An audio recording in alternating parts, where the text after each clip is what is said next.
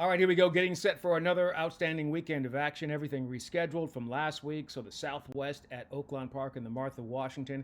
Also from Oaklawn Park coming up this Friday. Kind of throws things off a little bit, but they're going to do it. And the Southwest is a great race. We're going to start with that. Got a good sized field of runners trying to get those points to can qualify for the Kentucky Derby. Grade 3 event worth $1 million. Mile and a 16th Friday at Oaklawn Park, race number 11.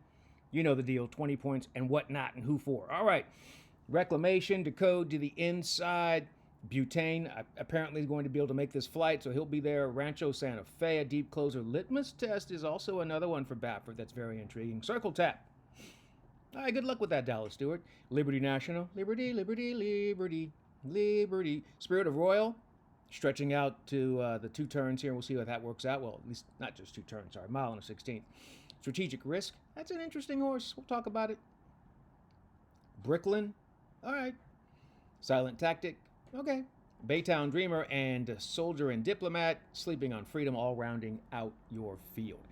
Let's start taking a look at the runners we think will figure. Let's start with your pace scenario here. Reclamation and Decode, the two sprinters from the inside. Look, you can make a mistake if you want to as the jockey, but you have to know that your only responsibility from that post with those sprinters stretching out is to get the hell out of there. Break for the lead, probably going to result in a speed duel. Worry about it later.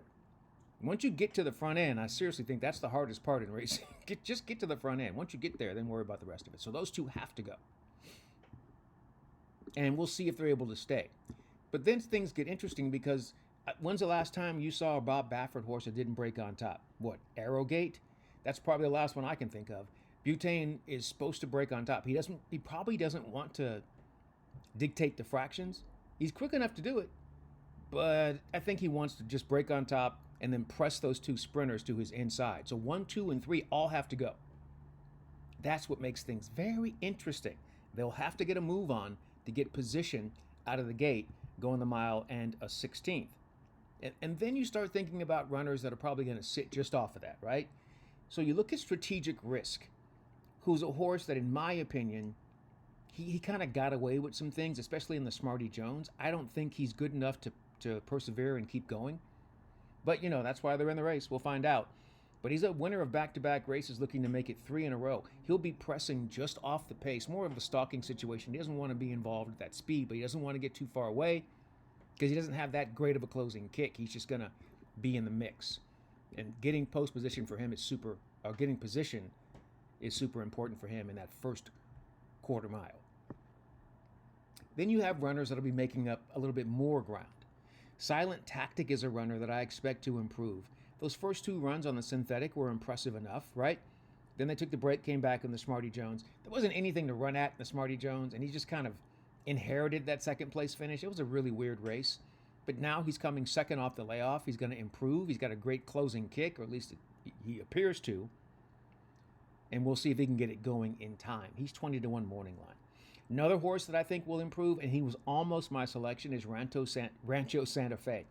If you look at those first 2 starts for this runner, it's really impressive. Like Rancho Santa Fe, winning the first time out, going a mile at Ellis. That's not easy to do, man. Then they come right back at Keeneland and go a mile and a 16th in that optional claiming event. That's not easy to do either, but it was a nice performance from off the pace. And then, I think they were probably just in a bad spot in the Smarty Jones. I'm going to just cross a line through that. I think at 15-1, Rancho Santa Fe is extremely live, and I think he's worth taking a second or third look at, depending upon, what it is that you're trying to accomplish here with this race. We talk about it a lot in terms of you're trying to do 2 things at once. You're obviously trying to get the money today. So you want to win this race, but you're also thinking, okay, can this horse go on with it? And if the horse doesn't win on Friday, is it still a horse that I think, okay, this horse didn't win, but he can still go on with it? That's what it's really all about. Trying to find the horse that you can get that money today, and if you can't get the money today, at least there's some hope that you can hold out for the first Saturday in May. So we get to this point and we're like, okay, who do we want to use? Well, we think there are a couple of horses that are kind of similar. Like I already mentioned, Rancho Santa Fe, right, is a horse that I think is very interesting. But Liberty National is a runner that I really think, as long as the rider, Brian Hernandez Jr., I don't want to say makes the right decision, but as long as he gets the proper luck early on, he doesn't want to be too far off. He's got a really nice closing kick, but I don't think he wants to have to make up a ton of ground, which you might have to do in the Kentucky Derby, but we're not there yet. So why put him in that spot? I think as long as he's sitting third, fourth early on, Liberty National is super live, turning for home. He's 10-1 on the morning line, and I think we'll probably get 9-1, 8-1, but he's value for sure. Our selection, the 7, Liberty National. Liberty, Liberty, Liberty, Liberty. All right, from there, let's make our move and take a look at what's happening with the fillies. You've got the $300,000 Martha Washington. That's coming up Friday, Oakland. This is going to be race 6 at 1 mile and a 16th for 3-year-old fillies. Got a solid field of 8, and they're trying to get those 20 qualifying points for the Kentucky Oaks. Now, in this one, it's not, in my opinion, not quite as wide open as the Southwest, because you're controlling speed in here. Search Party's going to be in a spot. He's probably not going to have the lead, but he's going to be sitting behind whatever runner wants to get froggy and jump out there on the front end. Hit Parade won't be too far behind them.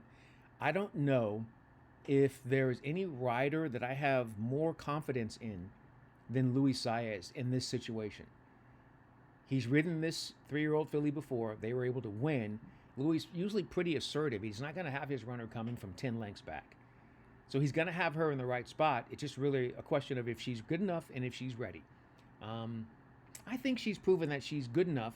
We'll just see if she's ready to handle this distance, right? And this challenge. She's already been at 1 mile and a 16th and proven she can handle it. So she should be in the right spot. And so with that, we're going to go, you know what? We're going to go stick with Hit Parade. And I think this runner will be able to get it done. We're not going to get any value, so you're probably looking at maybe using the horse in your multi-race exotics, right? If you want to go that particular route, because it is going to be race number 6, and it's a little bit earlier in the card. I just think that, Grace is Free is the sprinting speed to the outside. I think that's going to be a runner that's going to kind of keep Search Party honest.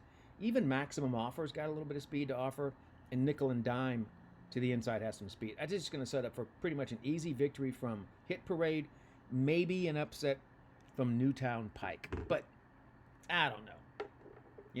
I don't think that Hit Parade is this year's version of Good Cheer. I don't think she's that dominant, but I think right now at this stage, she appears to be better than the other runner she's going to face. So we'll see if she can prove it. All right. The 2 races coming up on Friday, Grade 3 Southwest. We go with the 7, Liberty National. Then also race number 6 on the card, going to be the Martha Washington. We go with the number 6, Hit Parade. In the meantime, in between time, until next time, that's how we do it here on Horse Race Bets. I'm Ken Rudolph. Do me a favor. Hey, good luck and enjoy whatever you're into.